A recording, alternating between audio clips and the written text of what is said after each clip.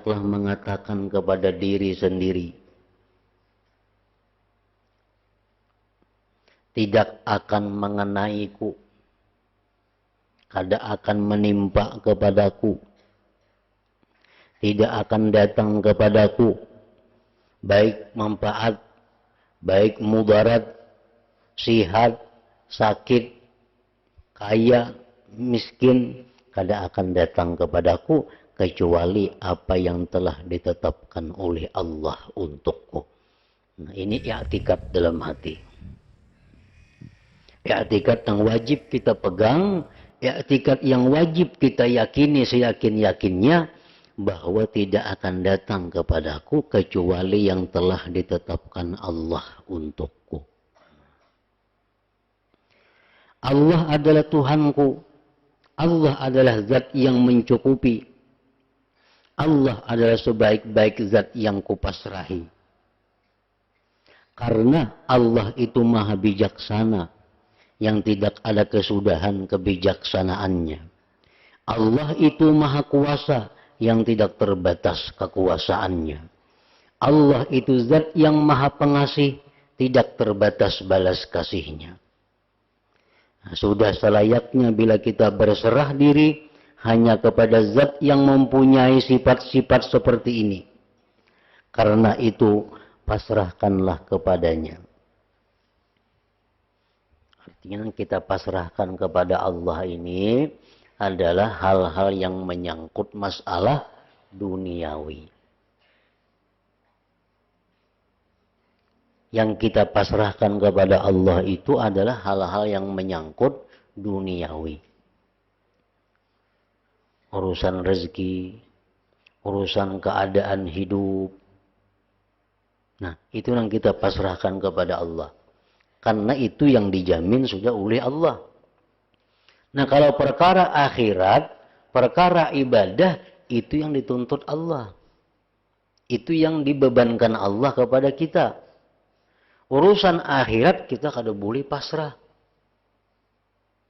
Kok kulir sembahyang pasrah aja lagi nak neraka, mati ke surga kah? Kada mau nih itu. Karena Allah kada menyuruh pasrah urusan ibadah. Maka ini pang sudah kau beramal nah. Pasrah lagi. Nak diandaknya kemana kah? Nah, ini pasrah nang salah. Pasrah nang benar itu adalah pasrah urusan diri kita dalam dunia. Perkara aku dijadikan Tuhan orang kaya, aku dijadikannya orang miskin, perkara aku dijadikannya kayak ini kayak itu dalam dunia, tuh aku serahkan lawan Allah. Yang penting tugasku aku beribadah kepada Allah. Nah, itu nang bujur.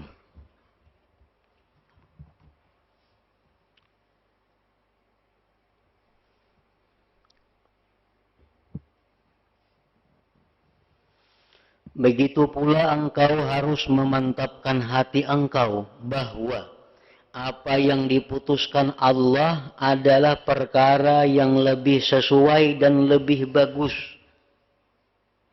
Itu kita yakini juga, seyakin-yakinnya. Bila kada yakin itu susah hidup. Bila kada yakin itu kada mau nyaman betuhan Allah.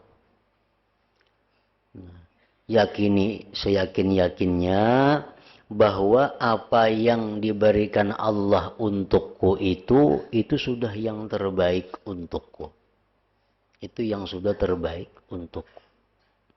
Artinya dalam masalah kehidupan dunia ini maksudnya. Meskipun yang demikian itu tidak dapat dicapai dengan ilmu kita. Walaupun kita kada tahu lagi nah, apa hikmahnya? Apa dibalik ini rahasianya? Tapi terjadi. Nah, kita hendaklah yakin bahwa itu sudah merupakan yang terbaik untuk kita.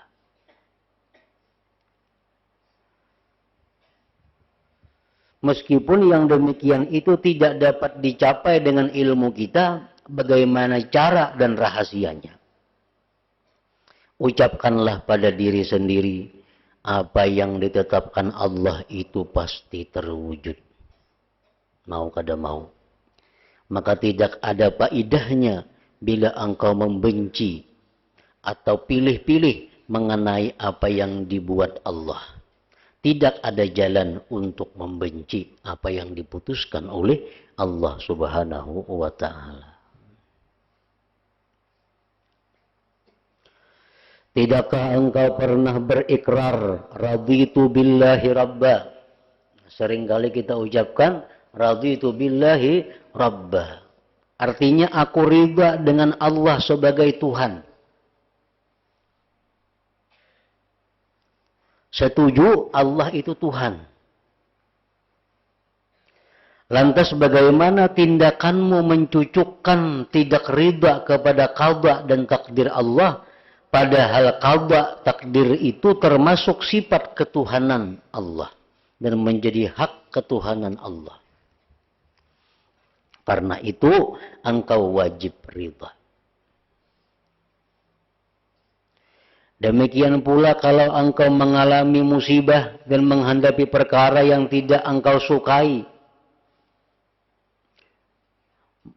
hendaklah menjaga nafsu engkau dan menahan hati engkau supaya jangan sampai mengeluh.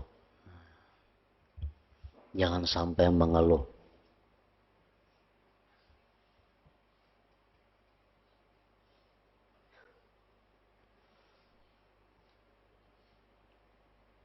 Kalau hendak mengeluh juga, mengeluhlah kepada Allah Subhanahu wa ta'ala. Jangan mengeluh kepada manusia. Pikiran pinakalut, banyak masalah nang dihadapi, bertumpuk-tumpuk dalam hati nih. Masalah ini kada biris, datang lagi masalah itu, datang lagi masalah itu. Nah kita sampaikan itu kepada Allah, maka Allah akan ridha, Allah akan suka, dan Allah akan menolong. Bila kita kisahkan lawan makhluk, nah itu Allah kada ketuju. Bila kita mengeluh, kita mengadu, kita curhat kepada makhluk, Allah kada ketuju. Dalam dada ini hibak pikiran macam-macam. Mikirakan anak, mikirakan itu, mikirakan ini. Banyak masalah. Nah, bila dikisahkan lawan makhluk, sanang hati. Berarti makhluk ini Tuhan yang ngarannya. Berarti makhluk itu nang menyenangkan hatinya. Nah itu nang kada dikatujui oleh Allah. Dan ini banyak nang kada disadari oleh manusia. Dikiranya itu bujur. Datang beradu-adu. Asal lapang sudah hati jadi aduakan. Nah padahal Allah tuh sangat marah kalau hamba Allah ini mengadu, mengeluh, curhat kepada makhluk. Sebab makhluk ini kada ada daya upaya untuk bisa menyenangkan kita. Makhluk ini kada sedikit pun kada ada kemampuan untuk memberi manfaat kepada kita. Makhluk sedikit pun kada ada kekuatan untuk menyelamatkan kita. Semuaan itu adalah sifat Allah. Allah yang bisa menyenangkan kita. Allah yang menyelamatkan kita. Nah, coba dibiasakan. Kita misalnya banyak masalah. Tengah malam kita bangun. Nah ya Allah, ya Tuhanku.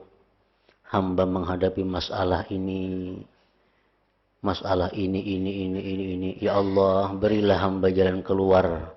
Untuk selamat daripada ini. Untuk selesai masalah ini. Itu pasti didengar Allah. Dan diberi pahala oleh Allah. Dan Allah pasti akan menyelesaikan masalahnya.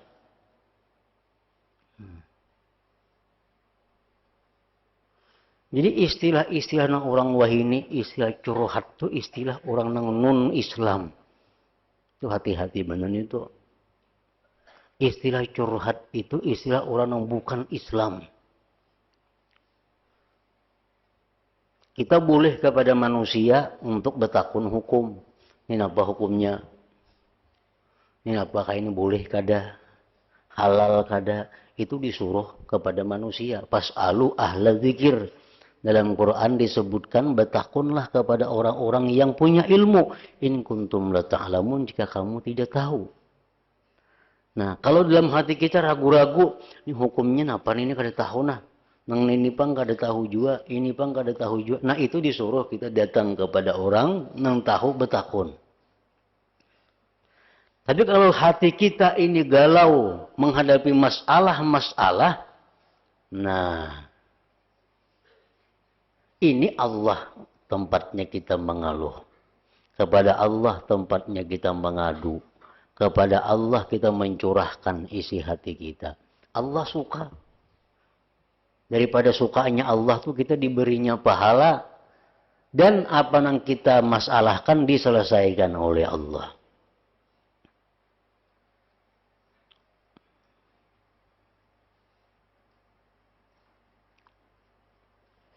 Jadi di situ kita mengetahui keimanan kita, mengetahui keilmuan kita.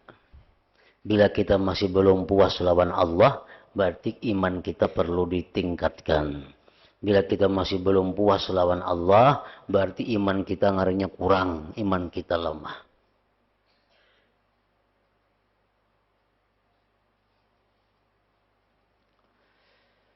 Supaya jangan sampai mengeluh. Jangan sampai memperlihatkan keluh kasah dan kesusahan hati engkau. Terutama pada saat pertama kali terjadinya musibah. Sebab persoalan baik atau buruk itu berada pada saat pertama kali terjadinya musibah itu. Sedangkan nafsu engkau sangat cepat kepada kebiasaan, yaitu mengeluh ketika musibah datang. Engkau hendaklah mengucap, hai nafsu, musibah ini sudah terjadi. Kita ini mengalami musibah. Kita bisiki diri kita. Kita bisiki diri kita, musibah ini sudah terjadi. Tidak ada daya untuk menolaknya. Dan Allah benar-benar telah menolak musibah yang lebih besar ketimbang musibah ini. Ini musibah ini masih kawa. Musibah yang lebih besar itu kita dijauhkan Allah, wahai diri. Untung kita diberi musibah hanya ingat ini. Diberi penyakit hanya ini. Banyak penyakit-penyakit yang lebih besar kita dipelihara Allah daripadanya. Karena macam-macam bala dalam gudang kekuasaan Allah itu banyak sekali. Allah banyak berisi rezeki anugerah dan Allah banyak juga berisi macam-macam bala.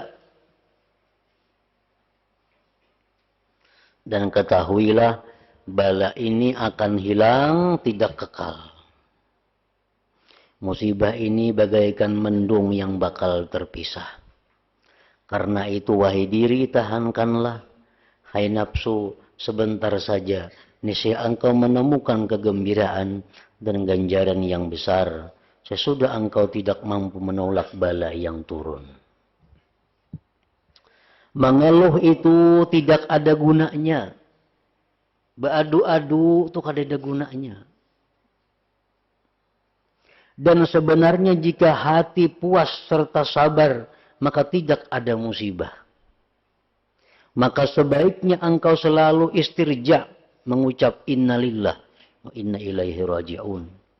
Hati engkau selalu sibuk mengingat apa yang bakal didapat di sisi Allah, yakni pahala. Senantiasa mengingat kesabaran para ulul azmi, para nabi, untuk menghadapi bencana besar. Juga para wali yang mulia di sisi Allah Ta'ala. Jangan dikira nabi-nabi itu bahagia. Jangan dikira nabi-nabi itu sejahtera. Tapi mereka itulah paling banyak yang menerima cobaan dari Allah. Makin tinggi kedudukan seseorang, makin banyak cobaan yang diberikan Allah kepadanya. Cuma bedanya para nabi, para wali, mereka itu menghadapi bala musibah dengan tenang hati. Maka kelihatan mereka selalu gembira, selalu senang. Nah, lain halnya dengan orang-orang awam yang sedikit saja kena musibah sudah kelihatan di muka pina mendung, pina merangut. Nah,